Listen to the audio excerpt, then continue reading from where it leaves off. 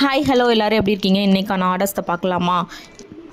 இது வந்து எனக்கு விப்பிங் க்ரீமே வேணாங்க. எனக்கு வந்து க்ரீமே எங்கள் பசங்களுக்கு நாங்கள் கொடுத்ததில்ல. எங்களுக்கு வேணவே வேணாம் அப்படின்னு சொல்லியிருந்தாங்க. ஸோ அதனால் சாக்லேட்லேயே பார்த்தீங்கன்னா கேக் பண்ணியிருந்தேன். பண்ணுறதுக்குள்ளேயே போதும்னு ஆயிடுச்சு. எதுக்காக? கஸ்டமருக்காக தானே. ஸோ அதனால் அவங்களுக்காக பண்ணியிருந்தேன். இது வந்து தேங்க்யூ ஸ்டிக்கரு. இது வந்து 500 ஸ்டிக்கர் இருக்குது. இது மாதிரி வேணும் அப்படின்னு சொல்லியிருந்தா எனக்கு வந்து வெப்சைட் லிங்க் நான் ஷேர் பண்ணுறேன். நீங்கள் அதில் பர்ச்சேஸ் பண்ணிக்கலாம்.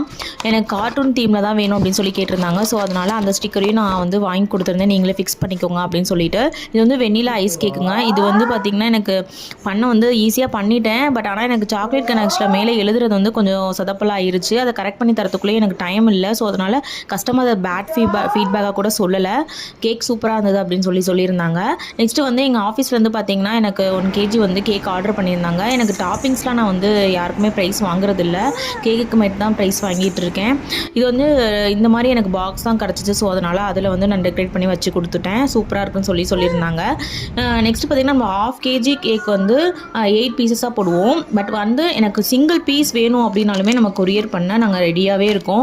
இந்த சிங்கிள் பீஸ் பார்த்திங்கன்னா நான் 50 rupees கொடுத்துட்ருக்கேன். நீங்கள் வேணும்னா சொல்லுங்கள், கண்டிப்பாக நம்ம பண்ணி கொடுக்கலாம். நான் நெக்ஸ்ட் வந்து வெஜ் ரோலும் பீஸாவும் பண்ணிகிட்ருக்கேங்க. சூப்பராக இருந்தது. பீஸாலாம் வெளியே வாங்குறதுக்கு நம்ம வீட்டிலே பண்ணிடலாம் போல். செம்ம டேஸ்ட்டாக இருந்தது. வெளியே வாங்குறது 450 அந்த மாதிரி வாங்குறதுக்கு வீட்டிலேயே கம்மியாக இன்க்ரீடியன்ஸ் வாங்கி பண்ணிடலாம். செம்ம டேஸ்ட்டாக இருந்தது.